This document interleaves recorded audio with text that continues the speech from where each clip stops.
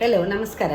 ನಾನು ನಿಮ್ಮ ಡಾಕ್ಟರ್ ಶ್ಯಾಮಲಾ ಪ್ರಸಾದ್. ನಾನು 26 ಇಯರ್ಸಿಂದ ಆಯುರ್ವೇದ ಪ್ರಾಕ್ಟೀಸ್ ಮಾಡ್ತಾ ಇದ್ದೀನಿ. ನನ್ನ ಕ್ಲಿನಿಕ್ ಸ್ಪಂದನ ಕ್ಲಿನಿಕ್ ಕಾಸರಗೋಡು. ನಾವು ನಿನ್ನೆ ವಾತ ಪ್ರಕೃತಿ ಬಗ್ಗೆ ತಿಳ್ಕೊಂಡಿದ್ವಿ.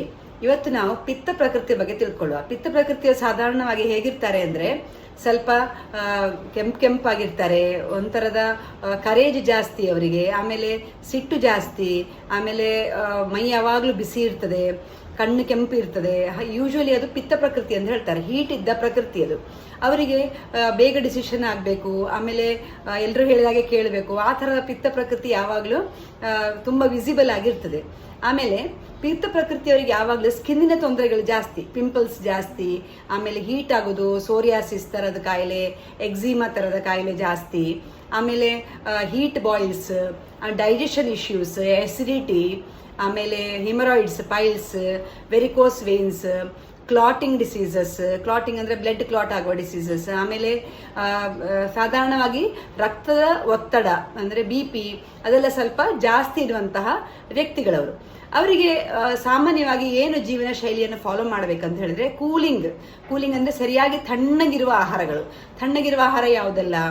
ಬ್ರಾಹ್ಮಿ ಎಲೆ, ಎಲೋವೆರಾ ಅಂದರೆ ನೋಳಿಸರ ಅಂತ ಹೇಳ್ತೇವಲ್ಲ ಅದು, ಆಮೇಲೆ ಕುಕುಂಬರ್, ಸೌತೆಕಾಯಿ, ರಾಗಿ, ಚಿಯಾ ಸೀಡ್ಸ್, ಕಸ್ಕಸೆ ಅಂತ ಹೇಳ್ತೇವೆ, ಕಪ್ಪು ಕಸ್ಕಸೆ, ಹಾಗಿದ್ದ ಆಹಾರಗಳನ್ನು ಜಾಸ್ತಿ ಕೊಡಬೇಕು.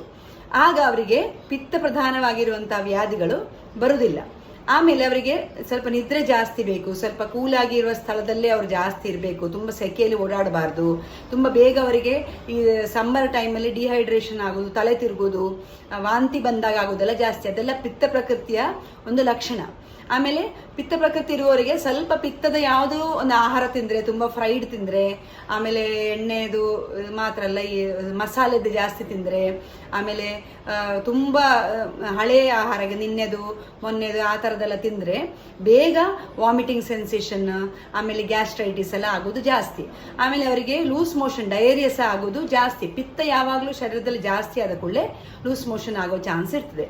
ಆಮೇಲೆ ಟೆಕ್ಸ್ಟ್ ಬುಕ್ ಪ್ರಕಾರ ಲಿವರ್ ಡಿಸೀಸಸ್ ಅದು ಸಹ ಅವರಿಗೆ ಜಾಸ್ತಿ ಅಂತ ಹೇಳ್ತೇವೆ.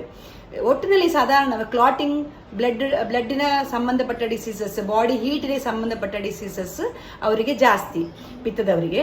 ಆಮೇಲೆ ಅವರಿಗೆ ಅದಕ್ಕೆ ಸರಿಯಾಗಿ ಆಪೋಸಿಟ್ ಆದಂತಹ ಆಹಾರ ವಿಹಾರಗಳು ಅಂದರೆ ಸ್ವಲ್ಪ ಮೂನ್ಲೈಟಲ್ಲಿ ಜಾಸ್ತಿ ಇರಬೇಕು, ಸ್ವಲ್ಪ ಮಡಿಕೆಯ ನೀರು ಕುಡಿಬೇಕು, ಸ್ವಲ್ಪ ಬಾಡಿಯನ್ನು ತಣ್ಣಗೆ, ಮೈಂಡನ್ನು ಸಮೇತ ಸ್ವಲ್ಪ ಕೂಲ್ ಮಾಡಲಿಕ್ಕೆ ಪ್ರಯತ್ನ ಪಡಬೇಕು. ಆ ಥರದ ಆಹಾರಗಳನ್ನೇ ಅವರಿಗೆ ತಗೊಳ್ಳಿಕ್ಕೆ ನಾವು ಅಡ್ವೈಸ್ ಮಾಡ್ತೇವೆ.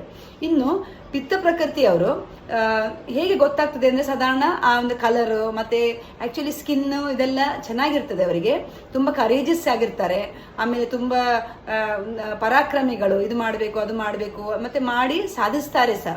ಹಾಗಿರೋ ಒಂದು ಕ್ಯಾರೆಕ್ಟರ್ ಇರ್ತದೆ ಪಿತ್ತ ಪ್ರಕೃತಿಯವರಿಗೆ.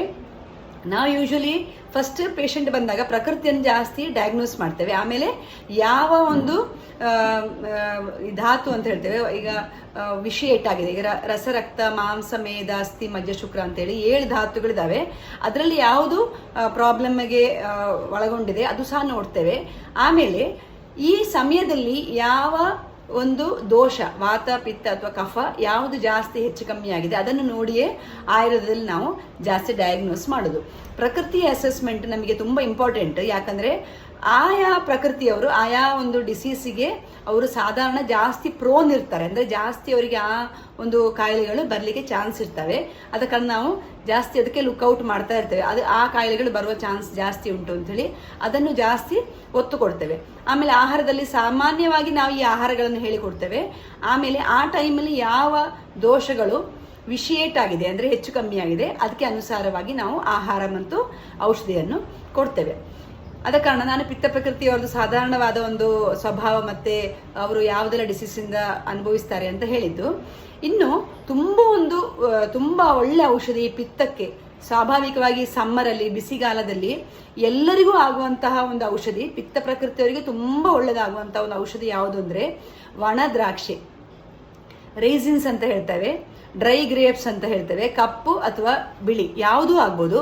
ಪಿತ್ತ ಉಂಟು, ಎಸಿಡಿಟಿ ಉಂಟು, ತುಂಬ ತಲೆ ತಿರುಗಿದಾಗ ಆಗ್ತದೆ, ಆಮೇಲೆ ಏನೋ ಬಾಡಿ ಹೀಟ್ ಆದಾಗ ಆಗ್ತದೆ, ತುಂಬ ಉಷ್ಣ ಆದಾಗ ಆಗ್ತದೆ, ಶರೀರ ಎಲ್ಲ ಮೈ ಬೆಂಕಿ ಬಂದಾಗ ಆಗ್ತದೆ. ಹಾಗೆ ಇದ್ದವರು ದಿನ ಒಂದು 20ರಿಂದ 25 ಒಣ ದ್ರಾಕ್ಷಿ ತನಕ ತಗೊಳ್ಬೋದು. ಶುಗರ್ ಇದ್ದವರಿಗೆ ಬೇಡ, ಬೇರೆ ಯಾರು ಸಹ 20ರಿಂದ 25 ಒಣ ದ್ರಾಕ್ಷಿ ತಗೊಳ್ಬೋದು. ಅದರಲ್ಲಿ ಸಹ ಹೇಗೆ ತಗೊಳ್ಬೇಕು ಅಂತ ಹೇಳಿದರೆ, ಒಂದು 3-4 ಒಣ ದ್ರಾಕ್ಷಿಯನ್ನು ತಗೊಂಡು ಚ್ಯೂಯಿಂಗಮ್ ಥರ ಜಗಿತಾ ಇರಬೇಕು, ಸ್ಲೋ ಆಗಿ ಜಗಿತಾ ಇರಬೇಕು. ಆಗ ಸ್ವಲ್ಪ ಎಸಿಡಿಟಿಯು ಕಡಿಮೆ ಆಗ್ತದೆ. ಆಮೇಲೆ ಈ ಒಣ ದ್ರಾಕ್ಷಿ ಅಂತ ಹೇಳೋದು ಶ್ರಮಹರ ಅಂತ ಹೇಳ್ತೇವೆ, ಸುಸ್ತಾದವರಿಗೆ ಭಾರಿ ಒಳ್ಳೆ ಔಷಧಿ ಅದು.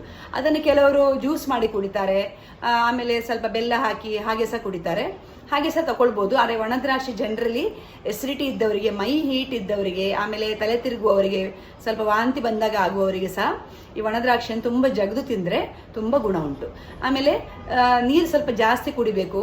ಇನ್ನು ಬಾರ್ಲಿ ನೀರು, ರಾಗಿ ಹಾಲು ಆ ಥರ ತಗೊಂಡ್ರೆ ಸ್ವಲ್ಪ ಬಾಡಿಯ ಹೀಟ್ ಸ್ವಾಭಾವಿಕವಾಗಿ ಎಲ್ರಿಗೂ ಸಮ್ಮರಲ್ಲಿ ಸ್ವಲ್ಪ ಕಡಿಮೆ ಆಗ್ತದೆ. ಇನ್ನು ನೆಕ್ಸ್ಟ್ ವಿಡಿಯೋ ನಾನು ಕಫ ಪ್ರಕೃತಿ ಬಗ್ಗೆ ಹಾಕ್ತೇನೆ. ಆಮೇಲೆ ಜನರಲ್ ಆಗಿದ್ದ ಒಂದು ಕೆಲವು ವಿಷಯಗಳನ್ನು ನಾನು ಪ್ರಕೃತಿಗಳ ಬಗ್ಗೆ ಈ ವಿಡಿಯೋ ಹಾಕ್ತೇನೆ. ಥ್ಯಾಂಕ್ಸ್.